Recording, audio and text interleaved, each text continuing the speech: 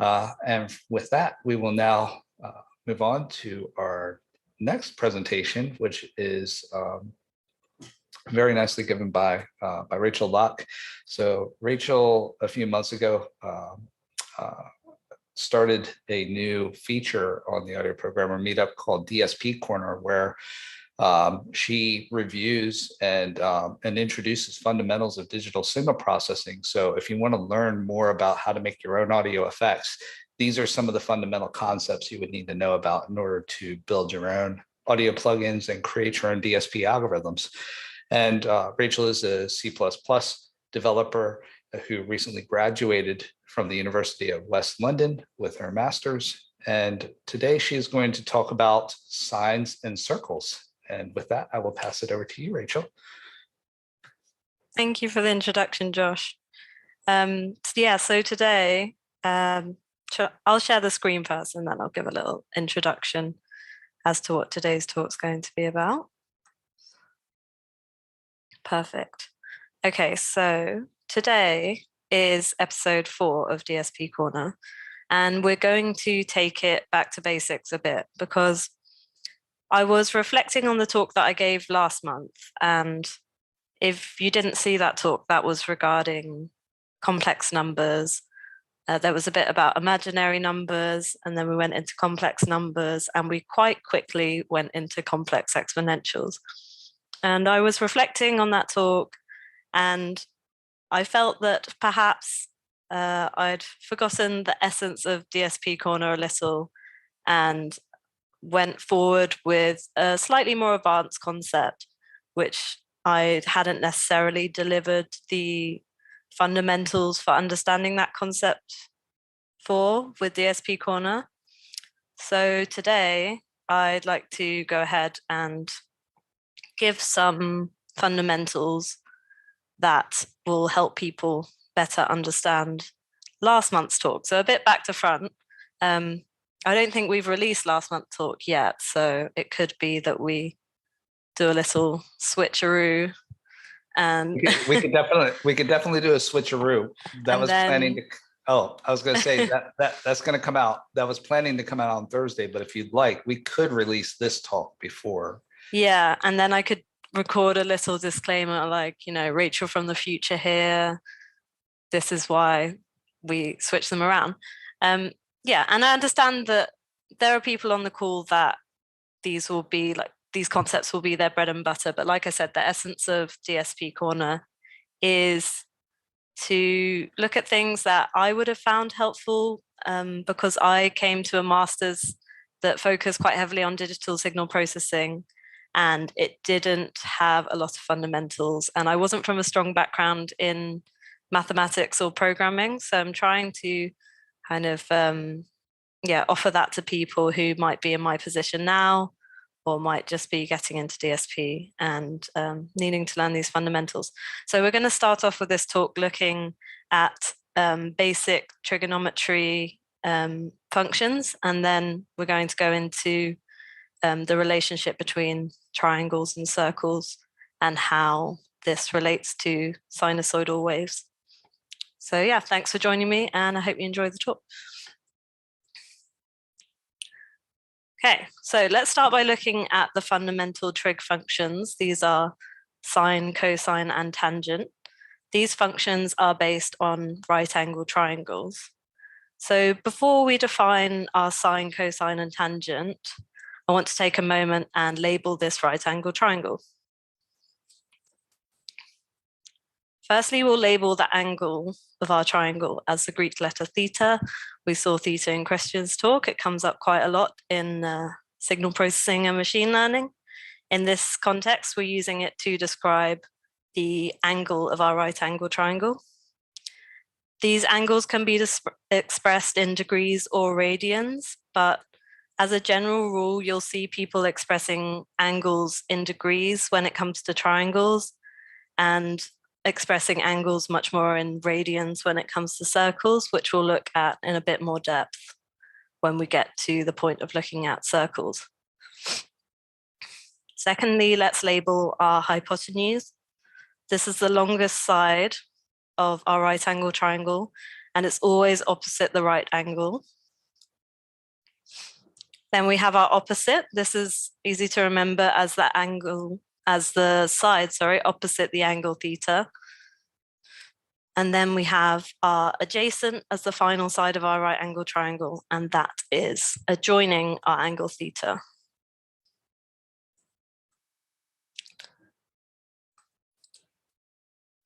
So you might remember from trigonometry class this term SOH CAH TOA.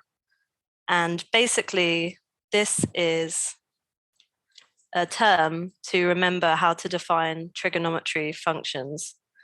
And I think most people will, if you remember one thing from the class, it will be this, because it's kind of drilled into your head, especially if you go to school here in the UK. I'm not sure about elsewhere, but definitely here, I remember this.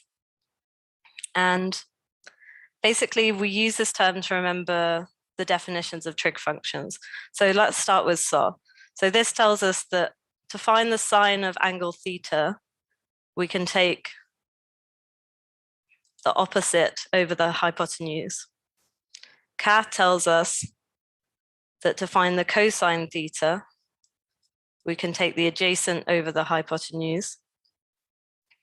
And TOA tells us that to find the tangent of theta, we can take the opposite over the adjacent. Now for this talk, we're going to focus more on sine of theta and cos of theta, because these are what we're most interested in with sinusoidal waves as audio developers and engineers. And yeah, let's move on to the next slide. Okay, so I want to start with an example just to refresh our memory of how we can use these identities to solve real world problems. So let's suppose I am a captain of a ship and I have docked my ship via an anchor. And this anchor has a 50-meter line that goes between the ship and the anchor itself. And once my ship is docked, the anchor line creates this 45-degree angle with the seabed. And let's suppose that I wanted to find the depth from the ship to the bottom of the seabed, which would be this length. Now we can see that this makes a right angle triangle. And we're trying to find, we're looking at what we've got available to us, right? We've got the hypotenuse labeled there, which is 50 meters, and we've got our angle theta, which is 45 degrees. And the side that we're interested in is the opposite side. So we need to find a trig identity that shows the relationship between those three things. So we can actually use sine of theta because we have theta available to us. We want to find the opposite, and we have the hypotenuse available to us. So let's just change that variable hypotenuse opposite to be depth, because that's what we're trying to find. And then plug in the values that we do have. So we can say sine of 45 degrees is depth over 50, because we've got that 50-meter line on our anchor. And let's rearrange this slightly just so we can get that depth variable on its own, because that's what we're looking for. So we can now say that depth between the boat and the seabed is 50 times sine of 45 degrees. And if we plug that into a calculator, we get the answer 35.35 meters. And so those trigonometry identities have allowed us to solve a real world problem. And that's just a little recap in case you might not have done trigonometry since school, like myself when I joined the masters. And it's just nice to have a little recap of why it might be useful. I think trigonometry was originally used to map sort of the heavens and the earth, so you can get an idea of how this like geometric thinking came about. Okay. So let's move into thinking about right-angled triangles and the unit circle. So we can scale a right angled triangle to sit within the unit circle. A unit circle is a circle with radius 1, also referred to as a unit radius. The angle theta of the right angle will sit at the origin, 0, in the unit circle. And the hypotenuse will have radius length. In this case, it will be 1. And we'll label the point at which the right angle touches the unit circle as xy. And we'll label this here to have unit radius 1. So to scale this right angle triangle to fit within the unit circle, we first have to scale that hypotenuse to be 1. And the way to make something 1 is to divide it by itself. So we divide the side hypotenuse by itself. That gives us 1. That's exactly what we're looking for. And if we scale one side of a triangle, we'll have to scale the other side by the same amount. So let's now scale the opposite by dividing it by h, and the adjacent by doing the same. I think I've seen these relationships before, very recently. So when we were looking at the trig identities, we saw that sine is actually equal to opposite over hypotenuse, and that cosine is cosine theta and sine theta. So cosine theta is equal to adjacent over hypotenuse. So by placing and scaling this right angle triangle to sit within the unit circle, we can actually say that the vertical axis, or our opposite side here, but once in the unit circle, it's going to be our y coordinate is equal to sine of theta. And we can say that our x coordinate, or what would be the adjacent of our right angle triangle, is equal to cosine of theta.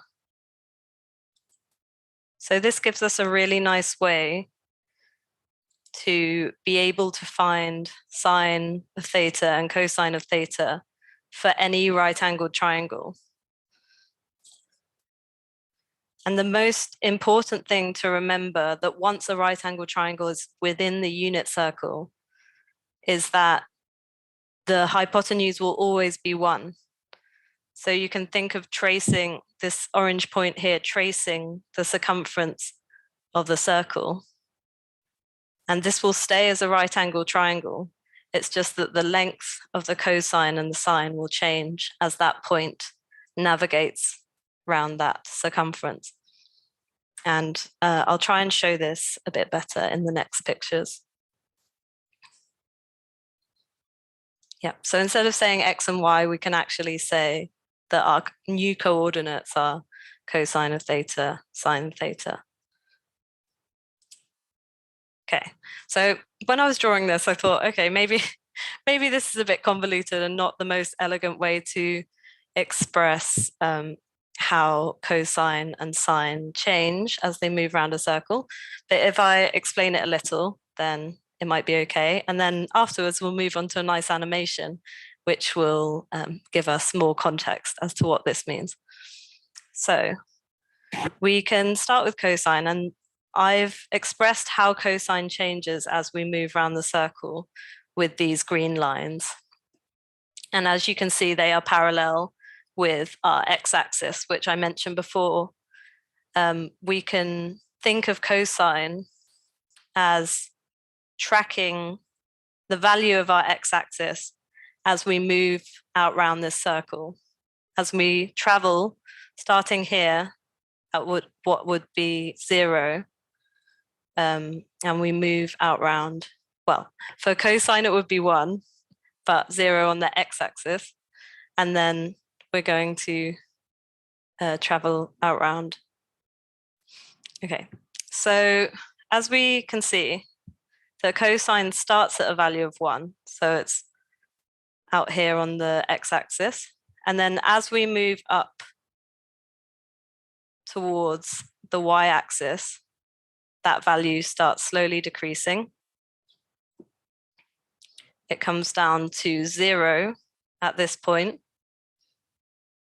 and then it continues to decrease from 0 down to -1, and then it continues back round up to 1 again.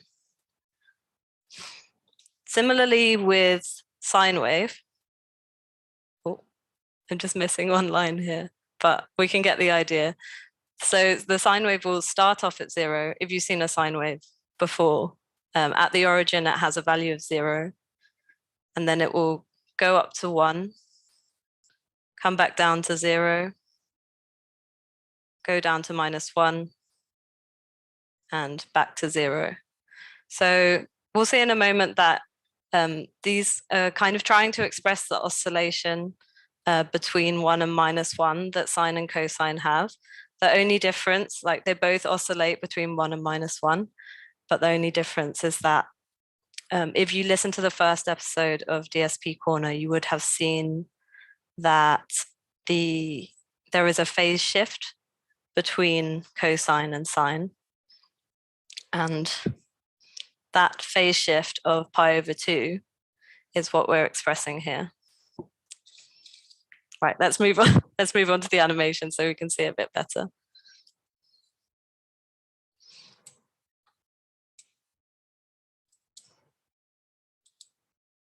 Okay, I chose an incredibly slow animation because I think it's really important to be able to watch it and get your head around it, because some of these animations that the radius is just flying around.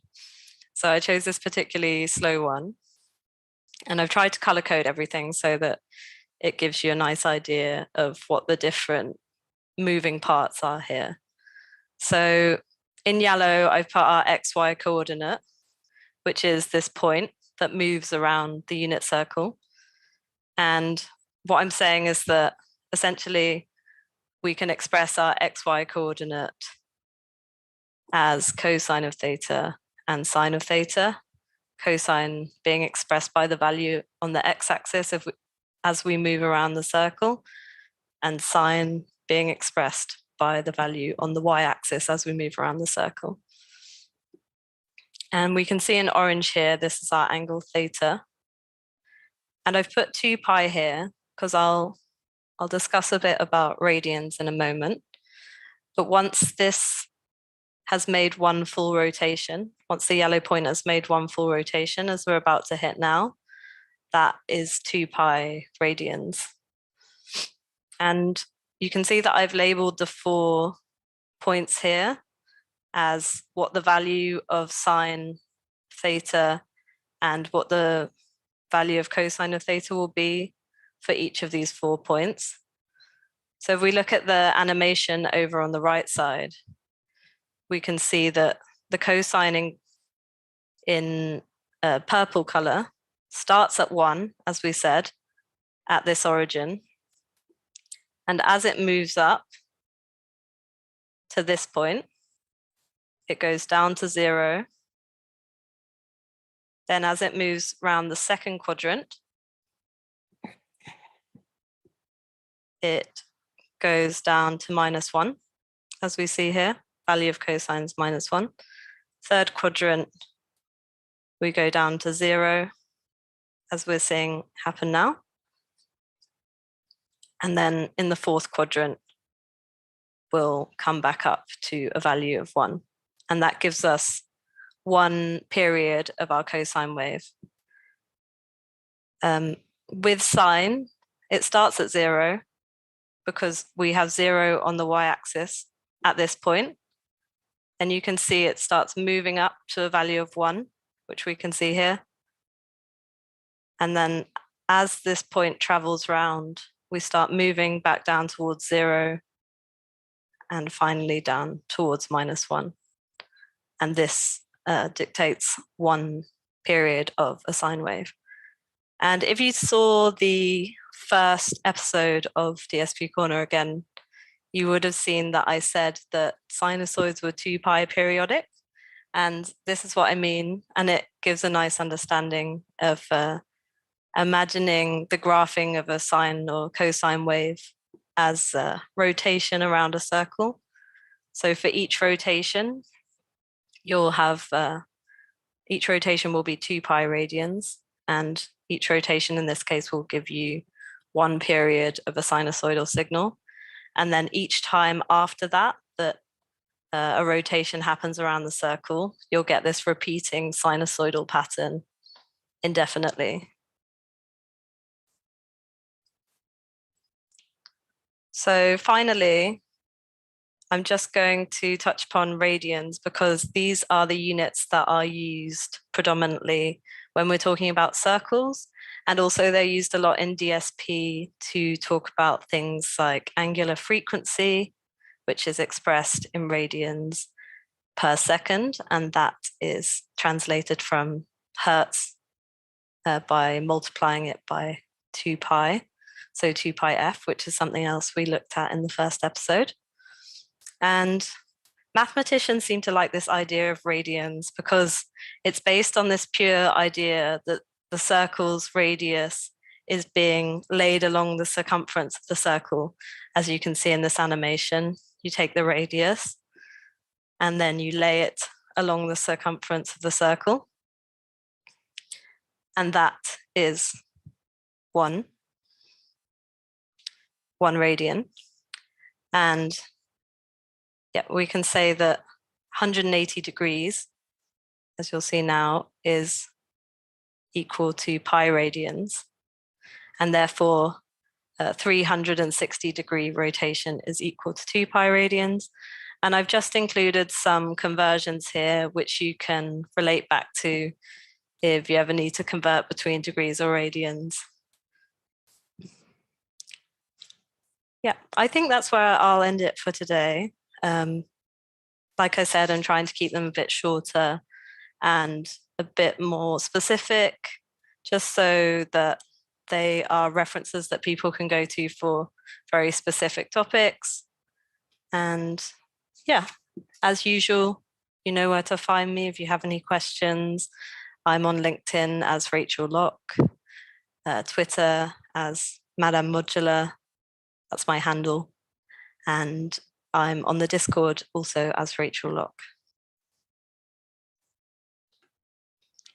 Fantastic. Thank you so much, Rachel. And people have been saying that the lesson has been very helpful for them and helpful for them to understand concepts that they've been trying to understand for months. So yes, thank you. Thank you for another helpful fundamental. You're very welcome.